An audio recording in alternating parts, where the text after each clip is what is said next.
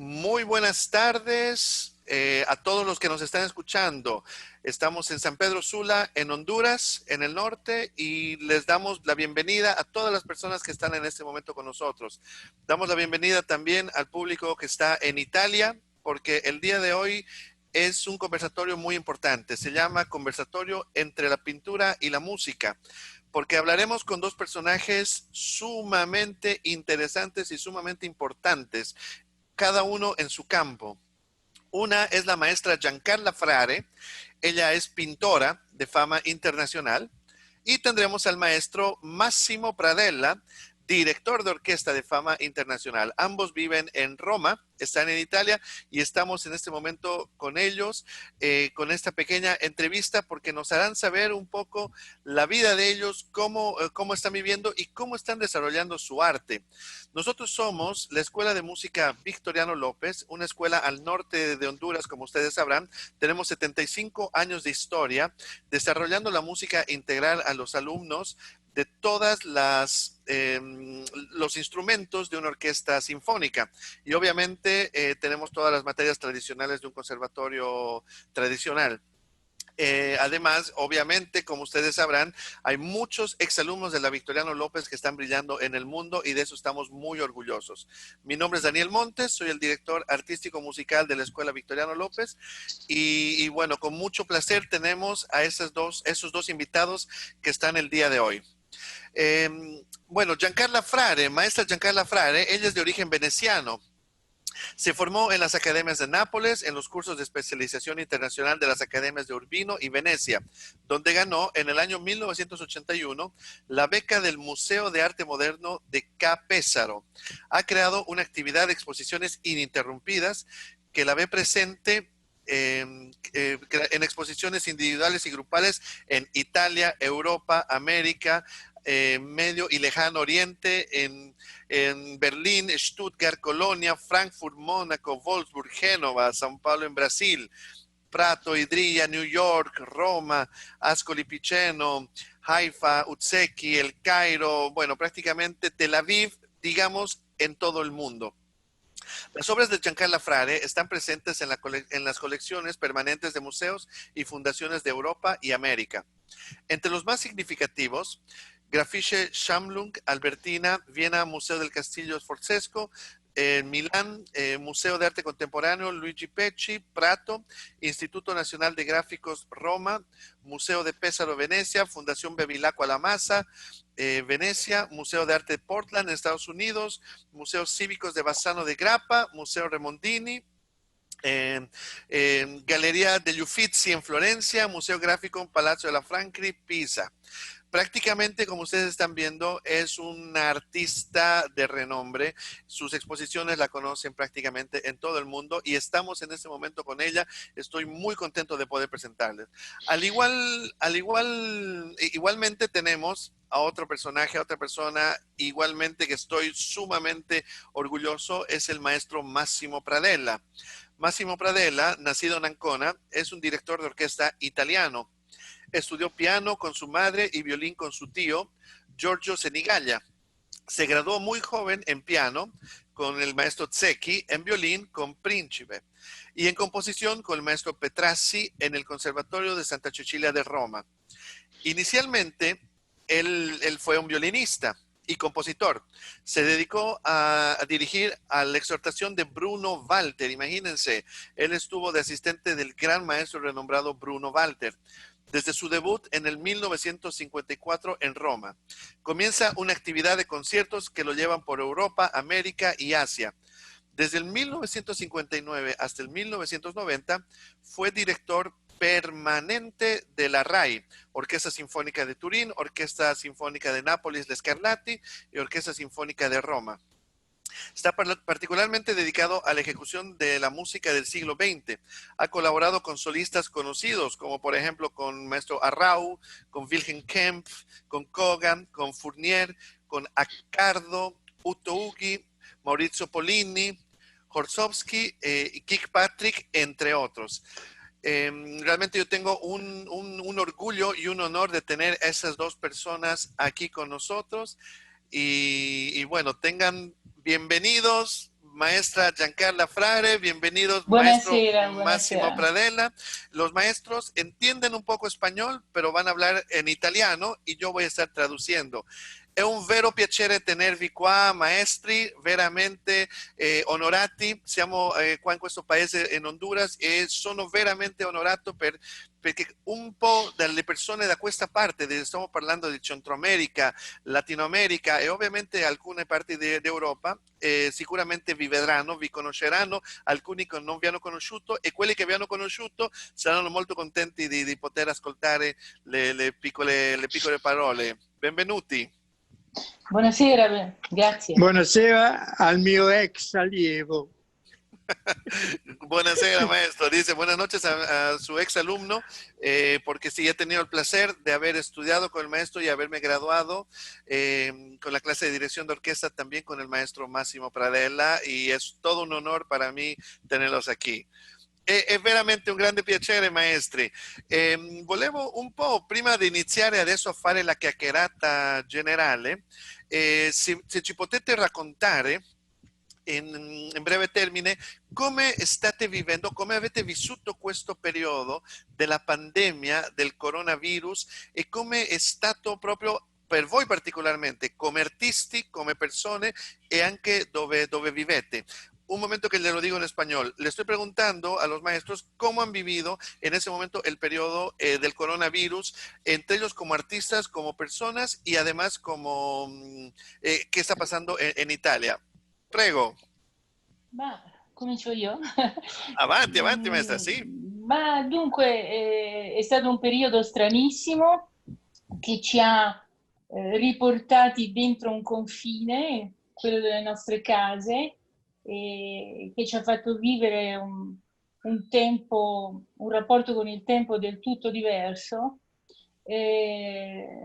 Personalmente devo dirle che non sono riuscita a creare granché, perché è come se gli artisti cosa fanno? Tendono a lasciare delle tracce, delle testimonianze, e una pandemia, per quanto non ti coinvolga, o perlomeno non ti coinvolga ancora a livello personale, speriamo mai, e che sia finita qui, ma sembra che invece sia ancora, come dire, in tutto il mondo. Di fatto ti pone il problema, la domanda: che senso ha lasciare tracce o testimonianze? E allora molti artisti si sono anche fermati dal produrre en questo periodo. Cierto. Lo que quería un poquito traducir la idea de la maestra, que dice que, bueno, ella, este momento del confinamiento, que se han quedado en casa, de cierta manera ella no ha logrado crear mucho, porque el crear mucho es dejar rastros, el hacer arte es dejar rastros, y ella dice que en este momento vio un momento que, digamos, no muy positivo para la creación como artista. Es eso más o menos lo que nos está comentando maestra Giancarla, vero? Maestro Massimo, lei che pensa, maestro Pradella? Sì, come? Cosa penso? Sì, su questo. Io penso che mi sono chiuso in casa e non ho fatto niente. Ho riposato. Que se cerró en casa y no hizo nada, solamente descansó. Bravo, bravo maestro. Ma no, ci sono molti problemi. Certo. Quando ci sono dei problemi così grandi, anche un grande uomo come te o come me si mettono da parte.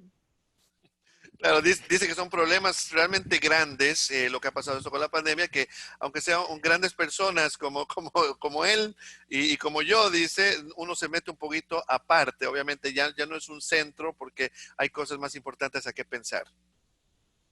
È vero, maestro. Ma adesso come vedete che succederà? Cambierà il concetto delle persone dopo il coronavirus anche come artisti o che pensate, che ha fatto bene, ha fatto male all'essere umano? Non so, questi punti anche positivi che vogliamo vedere come artisti, che pensate? Ma l'essere umano doveva ridimensionarsi, secondo me. Sicuramente. E se questa pandemia avremmo preferito di no, che che l'essere umano avesse preso coscienza indipendentemente dai grandi disastri che accadono. Ma insomma, se questo fatto serve a una sorta di ridefinizione, insomma, della funzione dell'uomo e di quello che l'uomo deve fare per rispettare la complessità dell'universo, ben venga anche una pandemia, perché chiaramente il mondo è andato avanti assolutamente non pensando a programmare in maniera giusta anche i sistemi di sfruttamento della terra, anche i sistemi di un profitto che deve crescere a tutti i costi e che deve cancellare tutto. Noi siamo gli unici abitanti di questo pianeta e il pianeta non è costituito da inesauribili fonti di sussistenza per l'uomo. Exacto.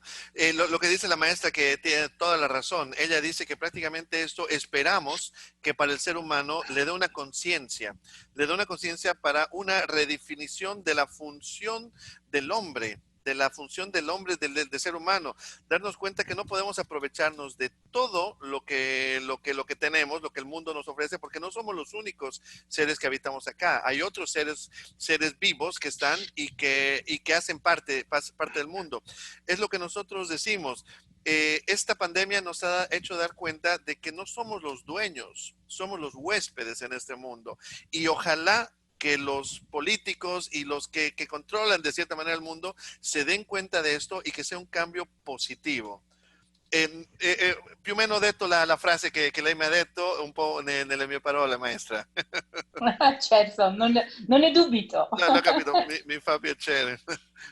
Maestro, lei fatto positivo su questo? Lei ha visto qualche cosa positiva sul confinamento? Ma io ho combattuto il fascismo.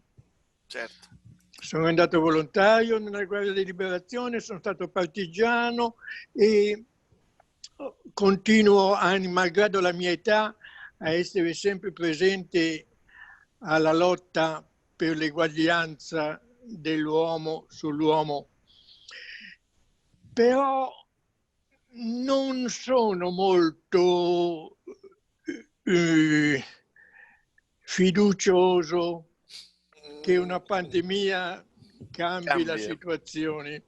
Ci vogliono delle altre lotte e questa volta non fatte da una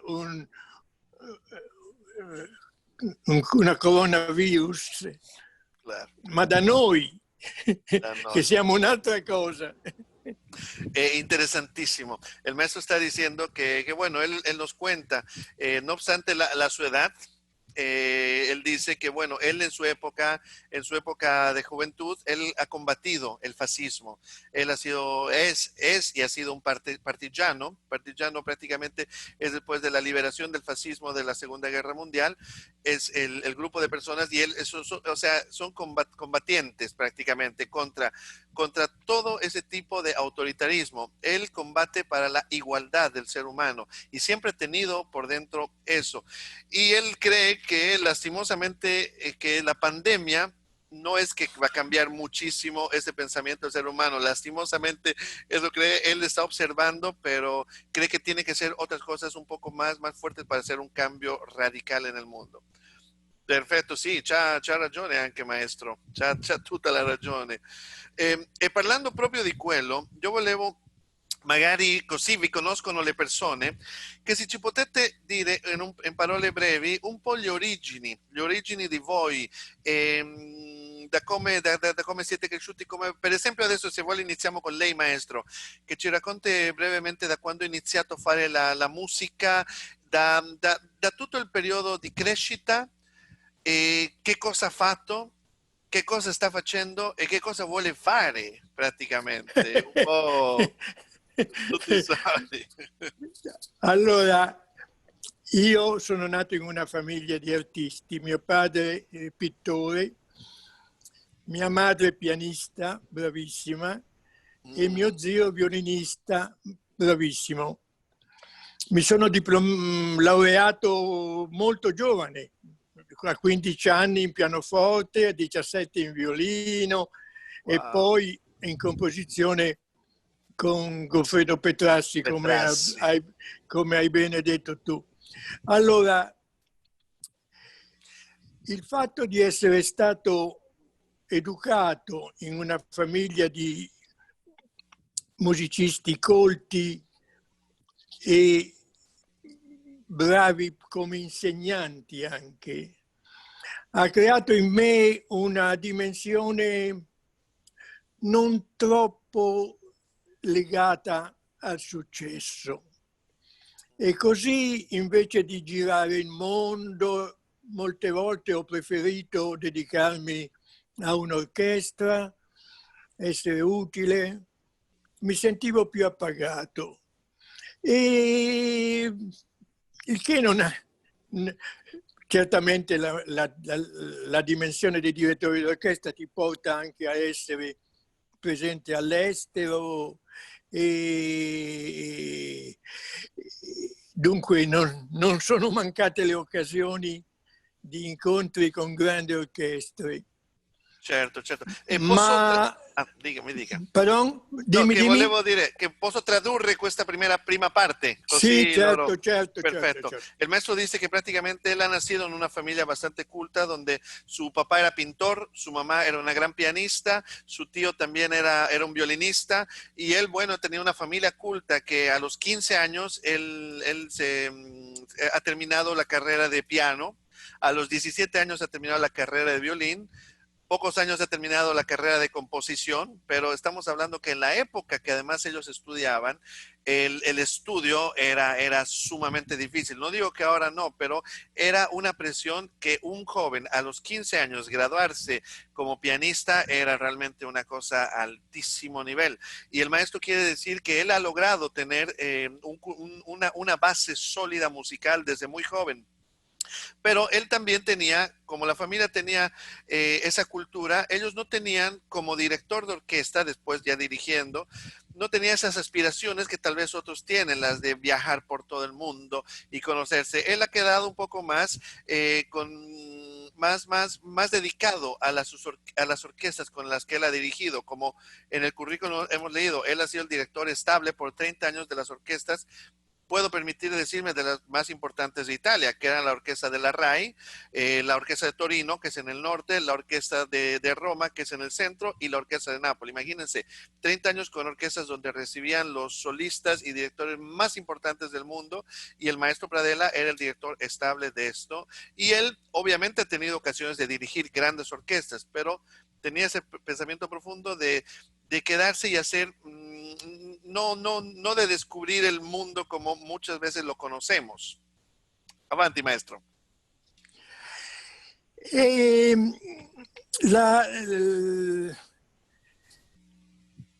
Se io dovessi raccontare tutta la mia vita di musicista, staremo qui 2 giorni. Si contaría toda la música, estaríamos 2 días. Ma non è molto importante. L'importante è avere avuto la possibilità di avere dei contatti con dei grandi musicisti. Per esempio, l'hai già detto tu nella prolusione, sì. Il mio incontro con Bruno Walter. Claro. Più grande, per me, il più grande direttore. Io sono come italiano certamente molto toscaniniano, ma non mi basta. E Bruno Walter invece, che è stato molto ammirato da Toscanini, però Bruno Walter aveva una dimensione psicologica e strutturale con la musica, e aveva un fascino. Il mio compagno di leggio, quando io ero in orchestra, diceva: quando viene questo diventiamo tutti angeli. Che bella frase, sì. E non faceva niente, non parlava, solamente la sua presenza, il suo modo di comportarsi di fronte all'orchestra, alle perché io credo che l'orchestra non è un gruppo di impiegati. Certo, claro, Purtroppo negli ultimi decenni si è arrivati un po' a questa convinzione. Qualsiasi cosa si dica, l'orchestrale, che è una brutta parola orchestrale, deve fare queste cose anche se non le sente. Invece il direttore d'orchestra deve lasciare. Furtwängler era molto bravo in questo. Suonate voi. E lui seguiva l'orchestra e poi quando voleva qualche cosa, allora ¡pam!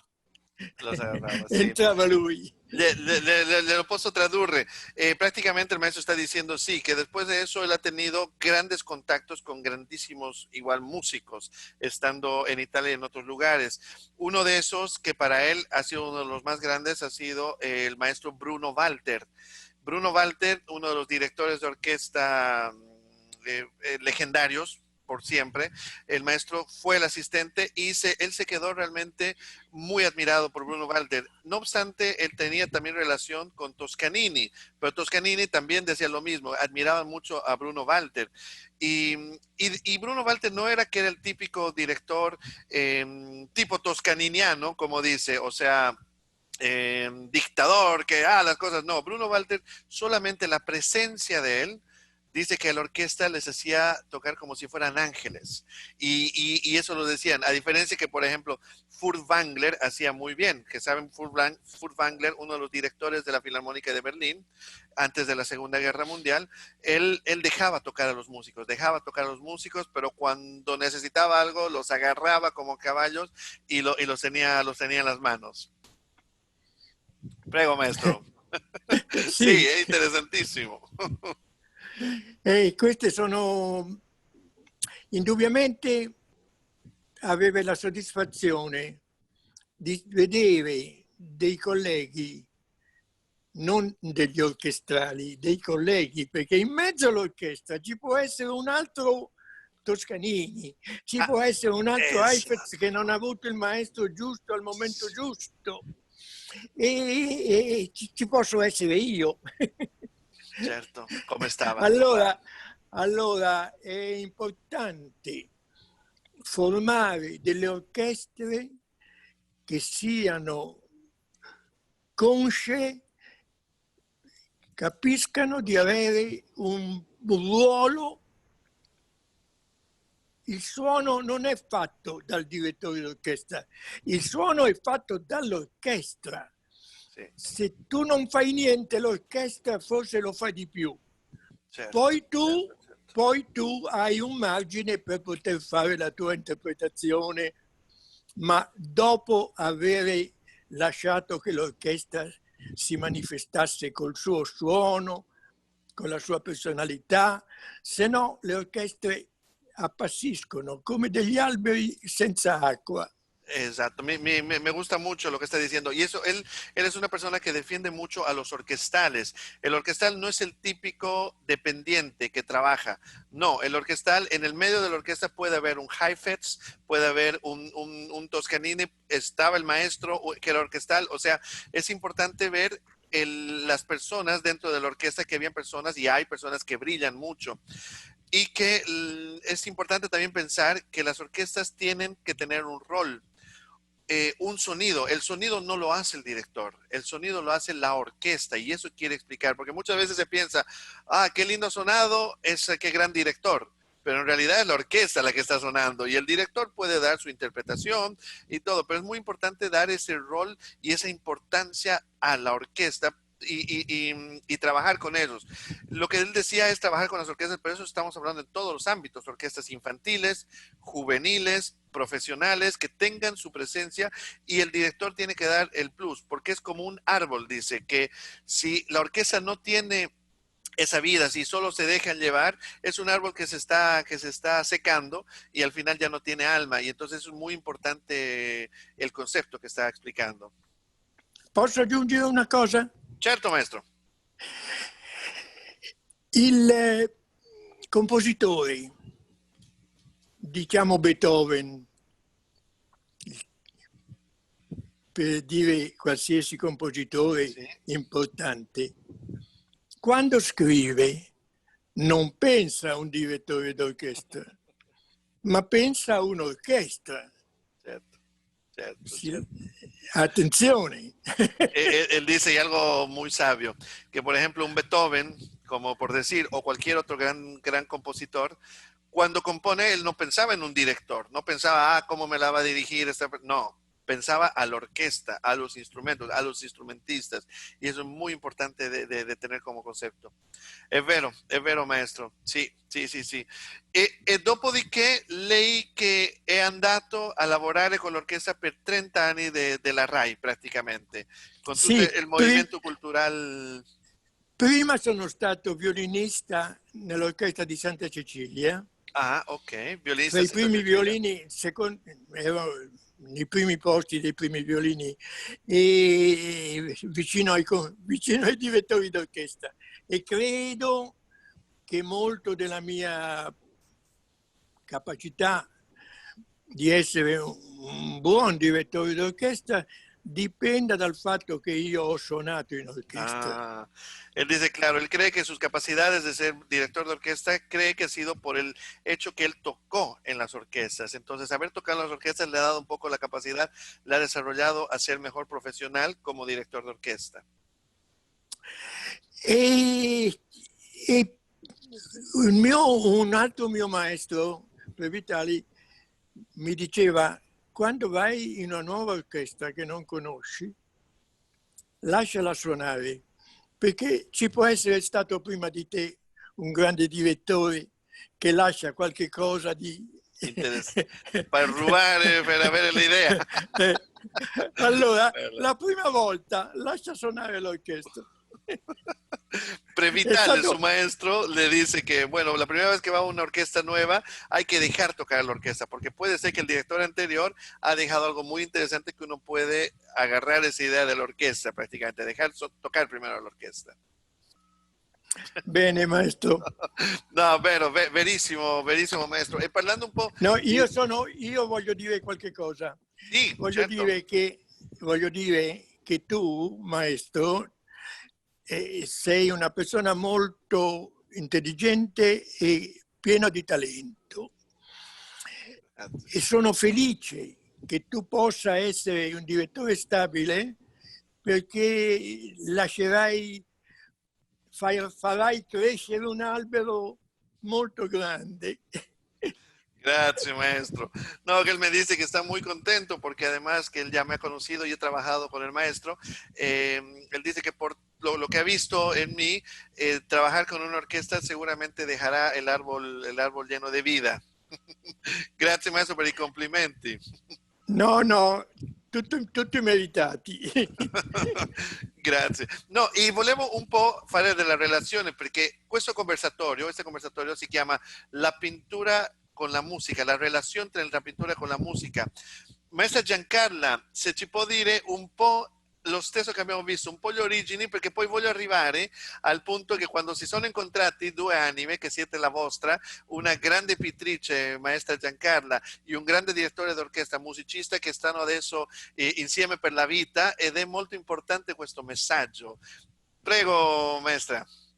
Ma dunque, io derivo da una famiglia che non ha molto a che fare con l'arte e devo dire che le mie scelte sono state abbastanza ostacolate in origine, ma poi assolutamente accettate e sostenute. Dunque, io sono figlia di veneti che si trovavano a Napoli, ho avuto la fortuna di frequentare un ambiente artistico incredibile all'Accademia, dove c'erano, e mi riferisco a quello che diceva Massimo prima, dei grandissimi maestri che certamente hanno avuto una grande importanza per me. Molte storie parallele Sì, praticamente state poi raccontando. sì, certo. Poi sono tornata nella regione d'origine perché educata al ritorno, sono stata a Venezia, lì ho cominciato le mie mostre e diciamo la mia attività che insieme era didattica perché avevo una cattedra di storia dell'arte alle scuole superiori e poi di pittura, per cui voglio dire questa vocazione che è stata molto molto precoce. Io avevo pochi anni quando sapevo che avrei voluto Che essere voleva una pittrice, una un'artista pittrice. ed è stato, io mi considero molto fortunata perché come tutti gli artisti che fanno una scelta per vocazione profonda, io ho avuto tutta la vita un pensiero dominante che ha informato insomma il fatto di esistere e dato uno scopo al mio esistere. Insomma. Ora, Certo, quello che poi lasciamo non sappiamo, lo sappiamo, però probabilmente, dove però, vogliamo insomma, andare, sì. però intanto siamo motivati profondamente. Questo è un grande regalo della vita. Motiva. Adesso spiego un po' el español. Bueno, aquí la maestra, ella nos está contando que un poco a diferencia, su familia no era particularmente artistas, pero la apoyaron mucho, de familia veneta. Entonces ella, de muy joven, logró irse a estudiar a la Academia de Bellas Artes en Nápoles. Y bueno, ahí ella se dio cuenta que era algo que realmente era para ella, era lo suyo. Pero después de haber terminado, ella se volvió a sus orígenes, volvió al Véneto. Y ahí logró comenzar a trabajar con una cátedra de historia del arte y bueno, a dedicarse, o sea, a dedicarse realmente a la pintura. O sea, ella desde el momento que comenzó a estudiar, ella sabía qué es lo que estaba haciendo, qué es lo que quería hacer. Y eso es muy importante tener esa visión que no todos la tienen al principio. Más bien somos fortunados, digo, porque me incluyo, que hemos querido de niños hacer algo y actualmente lo hacemos. Y yo creo que terminaremos nuestras vidas haciendo esto. Es algo, sí, somos unas personas afortunadas. No so se me avete capito. Sì, certamente. Perfetto, sì. Prego maestra, prego maestra. Oh, dica, adelante, avanti. Cosa vuoi sapere? No, Gli elementi di ricerca della mia pittura è difficile raccontarsi. C'è chi ha detto che io dipingo immagini di un mondo prima dell'uomo oppure dopo l'uomo, perché racconto senza spesso l'uomo, praticamente. Comunque l'uomo non Non c'è, c'è. nel senso che io sono affascinata da paesaggi primordiali, da una geologia quasi dell'origine, di qualche cosa che si sta formando, no? E in cui l'uomo è ridotto assolutamente a un essere minimo. E poi dall'altra parte la cosa che in fondo è più caratteristica del mio lavoro è una meditazione sul tempo, cioè quello che resta, è quello che riusciamo a ricordare, è quello che rimane incorrotto, ma nulla rimane incorrotto, tutto si perde, molto si perde. Quindi il tema della rovina, del frammento, di quello che l'uomo ha creato ma che poi si è distrutto. Noi non riusciamo da queste rovine ad avere un'idea complessiva, no? Di quello che era l'unità dell'origine, però possiamo meditare sul tempo attraverso quello che resta. Certo, il tema dell'oblio, della memoria, di quello che viene cancellato e invece maestro, maestro. Momento. Devo fare un complimento alla mia compagna. Sicuramente. Perché oltre a essere la pittrice che tutti conoscono, ha una musicalità incredibile.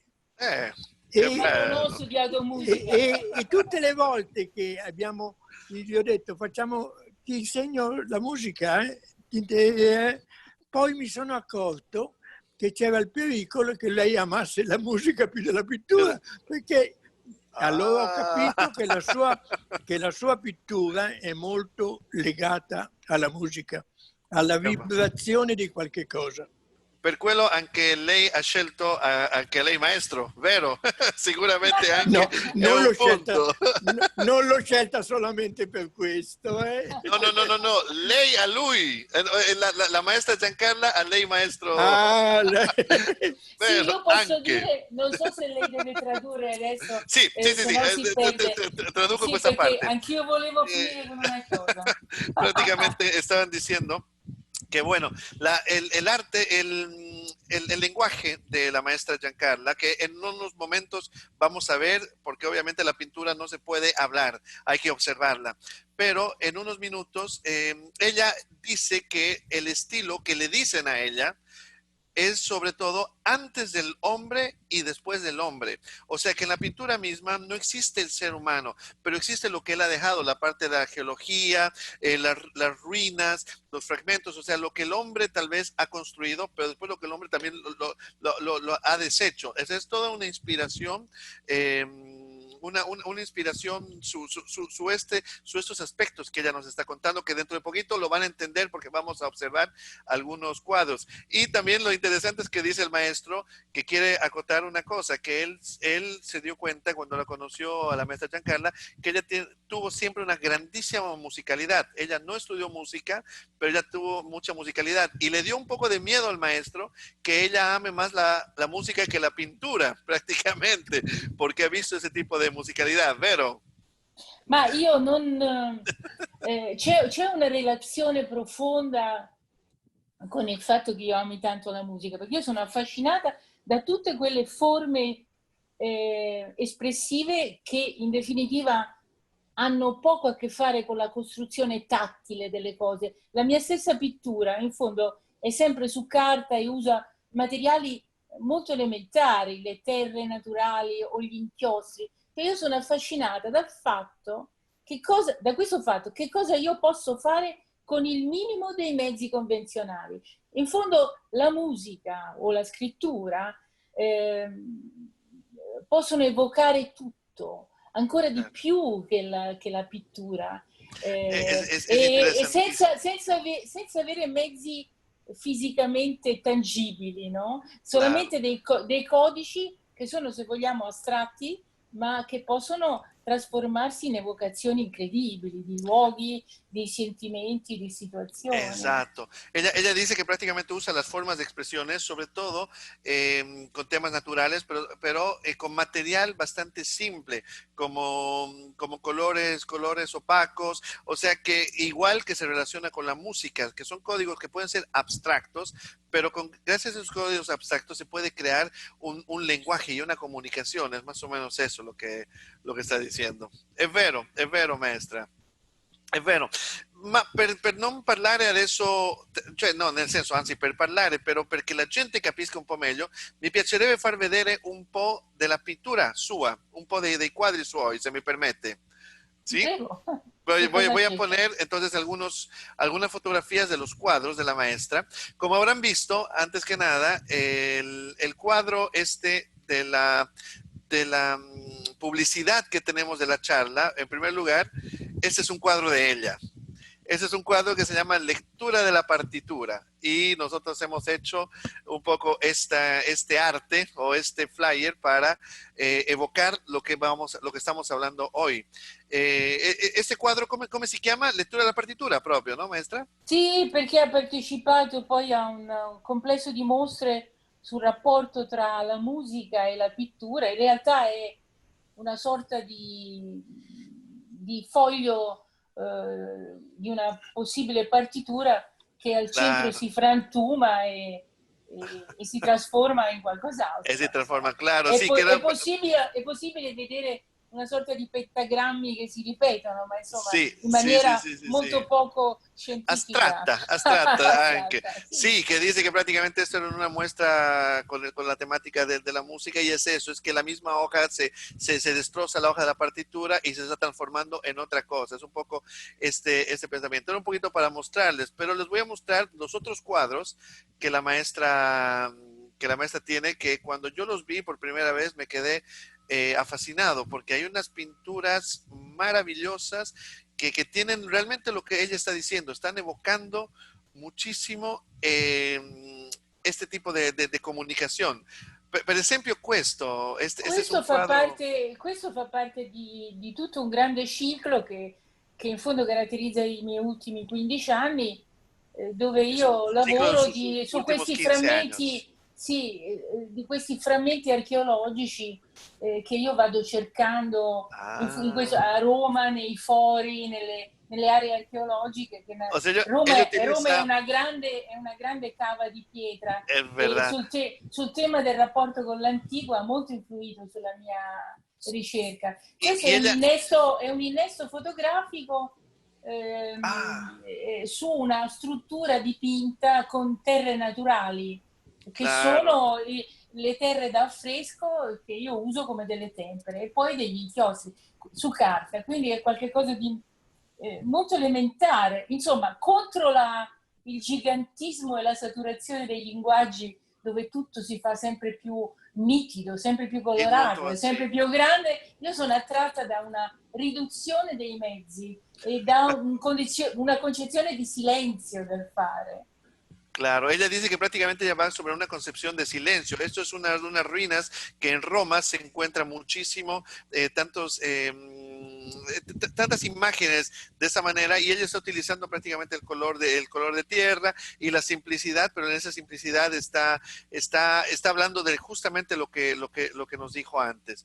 Ese es otro cuadro igual, que Sì, questo, prácticamente questo di un altro momento fa parte di un lavoro sul tema delle terre, dei paesaggi, dove ci hace sono, parte del trabajo de las tierras, de las imágenes, sì, de los poi paisajes, sì, claro. sì, naturalmente molto essenzializzati. Non sono delle, Esencializado, sí. e questo è molto importante, non sono delle vedute, sono delle visioni. No son la veduta en español, quiere decir, es como la visión en grande, sino son las visiones que ella tiene en la imaginación.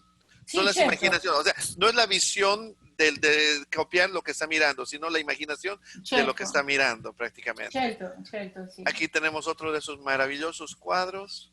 Questo è molto Igual, grande, è un grandissimo quadro, è abbastanza recente ese e es un qui cuadro de ci los sono últimos muy queste, grande. e questo fa parte di questo lavoro su queste geologie originarie, su questi elementi, questi blocchi che confliggono. Io sono molto affascinata da paesaggi anche estremi, infatti se ho mai avuto delle suggestioni dei viaggi che ho fatto, le ho avute non lo so, per esempio dalle scogliere della Bretagna o di certi paesaggi in Iran, Claro. dove proprio l'uomo Ah, ya, diventa ya, ya. piccolissimo. Ella prácticamente inspirada siempre en las imágenes y sobre todo que a ella le gusta cuando viajar, hacer un poco de turismo, ella va a los lugares, se queda muy asombrada por tipo visiones y tipo lugares así, donde el ser humano se queda muy pequeñito y son esas grandezas rocosas. Eso es lo que a ella le interesa mucho observando y es eso lo que ella le muestra un poquito el arte. Ese es otro tipo, otro cuadro sempre con quel concetto, ovvero il colore della Sì, terra. magari sì, è come se io lavorassi con della terra frantumata e raccontassi con la stessa materia della Y, terra la o sea, terra. la idea es que ella trabaja como si trabajara con la tierra y con esa tierra cuenta la historia de la tierra con la tierra, o sea, con la arena y con todo, con los colores simples que no tienen estas coloraturas como en muchos otros pintores que conocemos, obviamente. E qui siamo ancora, insomma, sul rapporto con l'archeologia, ma insomma, Aquí siempre con la arqueología, lei ha claro. scelto, insomma, i due grandi temi, insomma, del mio lavoro. Aquí, claro, aquí siempre con la visione questo, vero? Sì, sì, è appena Los stato cuadros. esposto in una grande mostra sul paesaggio degli ultimi 200 anni in un museo della Ah, Toscana. E si chiama questa mostra Arcadia e Apocalisse, e proprio per raccontare il rapporto che è stato fatto negli ultimi 200 anni tra una terra vista come un Eden e una terra che sta per distruggersi. Un ah, grande eso, tema, eso es, è un tema dell'oggi. claro, más o menos ella dice que esto es como un tema de lo que está pasando ahora. Esa es una visión como si fuera la tierra del Edén, prácticamente del origen, pero también es lo que ya se está destruyendo. Entonces es un poco esas dos visiones en una muestra de los últimos 200 años que lo llama, que está en Toscana, ¿verdad? Aquí tenemos otro de los cuadros lindísimos, siempre con la misma imagen de la piedra, de la tierra. No, sono affascinanti, sono molto affascinanti, molto, molto cupi, ma hanno una grandezza che se uno guardandoli veramente capisce di più con questa spiegazione. Digo, mirándolos, explicando como lo hizo ahora la maestra, uno entiende mucho mejor este tipo de pensamientos, de los cuadros, simbologías, ¿verdad? Lei ha deciso di mettere moltissimi quadri. Un po' una piccola lista, algunos cuadros así para que vean y la conozcan. Y la conozcan. Aquí hay unos cuadros más que tenemos, que se dan cuenta. Este era muy parecido, questo simile a quello di prima, dell'inizio, Sì, vero? sì, è una Tiene sequenza, una è una secuencia. sequenza, sì, sì. Ah, ya, ya, ya. Y volvemos, con el cuadro original de lectura de la partitura.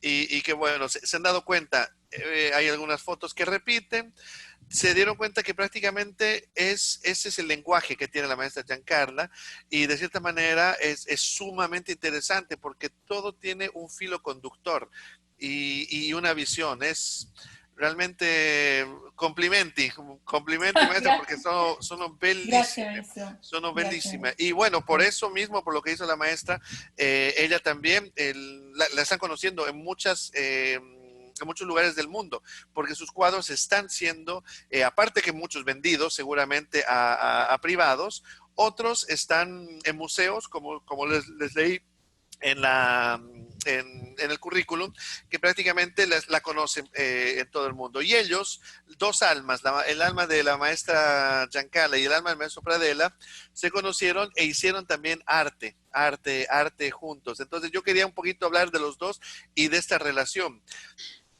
Torniamo dal maestro. Maestro, io volevo un po' farvi vedere anche un po' queste piccole prove d'orchestra, perché anche voglio avere la prova d'orchestra che lei ha fatto con la televisione RAI, quando aveva con l'orchestra della RAI, se mi permette. Come no?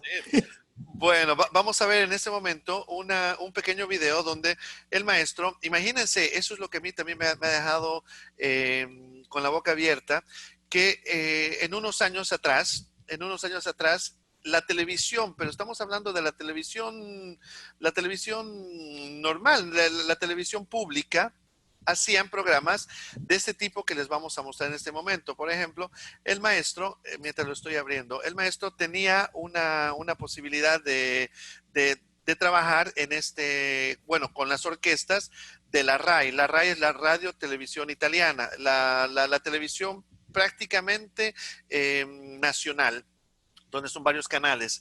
Y estos canales tenían sus orquestas, que lastimosamente el día de hoy solo quedó la orquesta de la RAI de Torino, vero maestro? Solo c'è la RAI de Torino attualmente o c'è qualche altra? Sì, solamente quella di Torino. Purtroppo siamo in un momento di grande decadenza della funzione della RAI. Io ho 95 anni e mezzo. El maestro tiene 95 años y medio, dice, con mucho orgullo. E sono disperato perché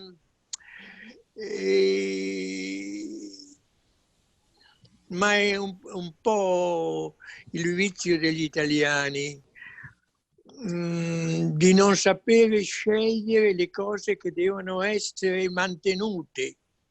Y lo que dice que el italiano muchas veces no sabe reconocer las cosas que deberían mantenerse, las cosas buenas que han hecho, y eso le da un poco de lástima. Mi ricordo quando è caduto il fascismo, sì, sono state distrutte le uniche cose che il fascismo aveva fatto bene. C'era un'accademia musicale al Foro Italico che si chiamava Foro Mussolini. E io sono stato anche allievo lì. Era una cosa straordinaria perché trovava tutti i grandi elementi, non so, che poi sono diventate le prime parti delle orchestre oppure i grandi concertisti. Sono stati scelti quando erano ragazzi e portati in questo. È una cosa straordinaria da mantenere. Certo, certo. La prima cosa che hanno buttato giù, le cose buone. Exacto, lo que dice que le da mucha lástima es que después del fascismo el ser humano ha votado muchas cosas, obviamente ha destruido tantas cosas que no estaban bien, pero lastimosamente entre esas habían cosas buenas que también han sido destruidas. Una de esas se llamaba el Foro Mussolini, que era una escuela de música donde el maestro también estudió, que obviamente ya uno dice Foro Mussolini, pero destruyeron, y lastimosamente ese es uno de los grandes pecados que cree el maestro de cuando uno corta algunos proyectos y no ve, o sea, corta todo lo bueno y lo malo. Lastimosamente ese fue el problema, vero maestro? Come dici? No, sì, che sto raccontando quello che lei mi dice, No, che praticamente... No, che è vero maestro, questo è il problema molte volte, che si taglia tutto, anche le cose cattive e le cose buone, e quello penso che non è stato... No, le cose buone possono essere fatte anche in tutto. dal diavolo. E purtroppo bisogna saper giudicare, bisogna sapere capire i problemi culturali specialmente. Certo. E io sono una vittima del fascismo perché mia madre era ebrea. Claro. Allora il razzismo ancora c'è in Italia. E nel mondo, mondo. Sì, ma l'accademia musicale che non faceva male a nessuno non c'è più. Lo que dice, claro, que por ejemplo han cerrado esta academia y él dice que ha sido una de las víctimas del fascismo. Su mamá era hebrea, entonces prácticamente era de las víctimas, pero lastimosamente todavía en Italia y en muchos lugares del mundo sigue habiendo racismo, pero lastimosamente ya no hay esta academia maravillosa. Es un punto que está diciendo, y que muchas veces hay cosas buenas que hasta el diablo las hace, entonces hay que ver. Les voy a mostrar unos extractos pequeñitos de cómo era esta televisión en esa época.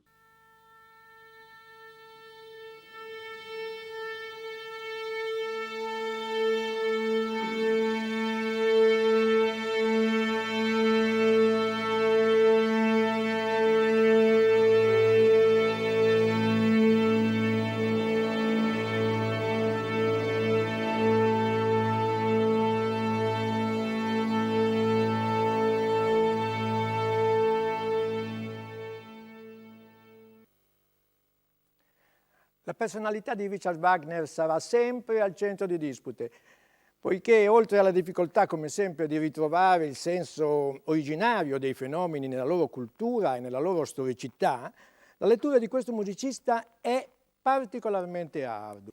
La composizione che ascolteremo nella prova inizia col bellissimo tema del coro dei pellegrini.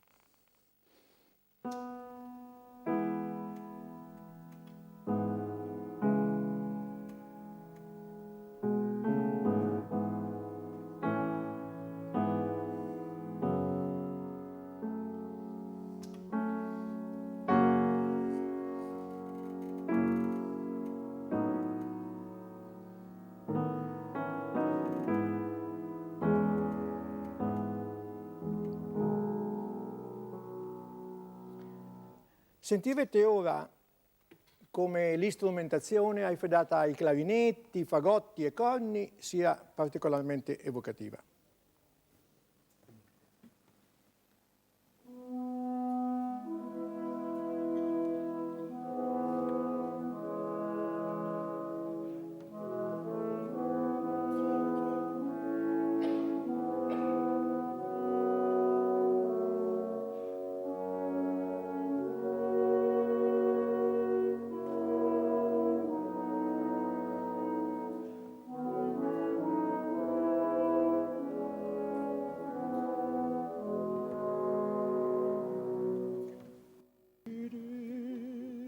E camminiamo un po' qui,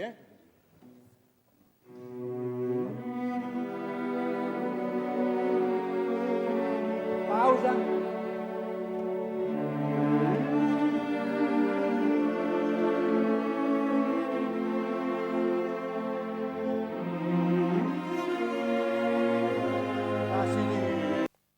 Ora, i violini studiano un passo eccezionalmente moderno per l'epoca, una scansione ritmica su dei gradi discendenti. Una volta solamente le prime 4 battute, ma tutti con molto arco, andando verso il tallone, se no...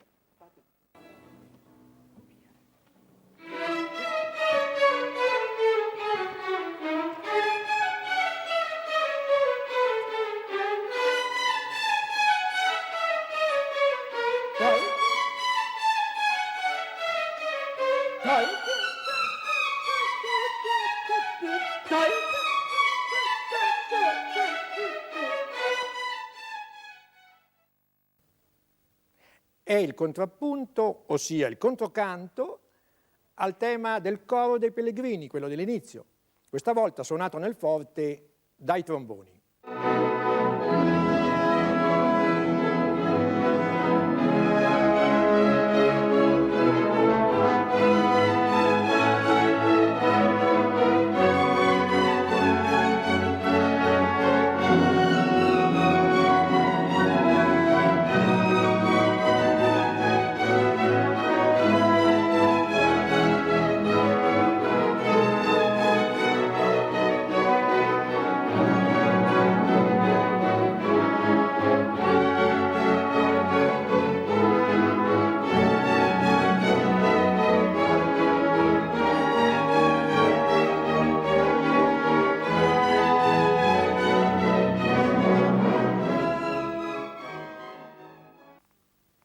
Y bueno, era un poquito para que lo vean un poco ese canal.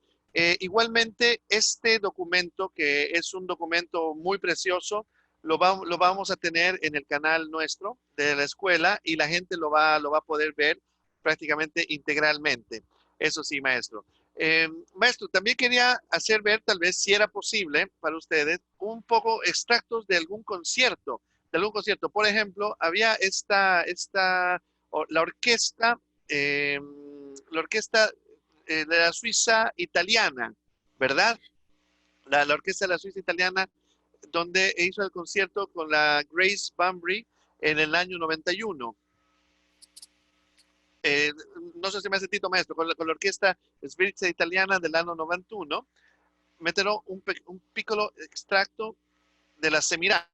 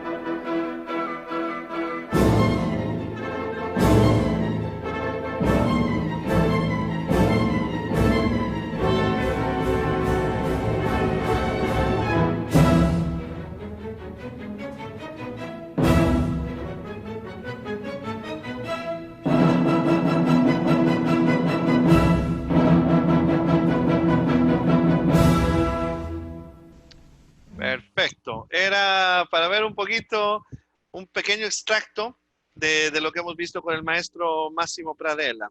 Con il Massimo Pradella, realmente maestro, un piacere che lo stanno un po' conoscendo e vedendo le persone qua riusciranno sicuramente a trovare altri video. Y para poder concluir este bonito encuentro, justamente con dos almas, cada uno en su vida, cada uno en su arte, pero che si stanno uniendo, la pittura e la musica. È veramente un piacere grandissimo tenervi a tutti e due e averci dato un po', anzi, avervi conosciuto un po' di più per tutti noi. Grazie maestro, grazie maestra. Grazie a voi, Carla. grazie. maestro, a lei. Un grande piacere e spero di vederci presto. E le case qui in Honduras è un bellissimo paese, speriamo che presto potete anche venire perché vi invitiamo. Non ci sono delle rocce come gli piace alla maestra Giancarla, è pieno di alberi, tutto verde, un paese tutto verde con mare, ma anche noi vi potremo aspettare da qua. Io ho diretto in Venezuela. Vicino a voi. Il maestro ha dirigido también. Diretto La Favorita, è stata una bellissima esperienza. Perché, una grande esperienza. Perché le persone sono musicali e sono piene di voglia di fare musica. Latinoamericani, dice, no? Sí, y venezolanos. Dicen venezolanos que son muy, pero latinoamericanos, todos somos una familia, toda Latinoamérica. Sì, certo. Claro. Mi fa tanto piacere. Grazie mille, maestro. Grazie mille, maestra. Grazie. Sono molto contento di questo. Un saluto grande y nos vemos pronto. Gracias a todos. Hasta luego.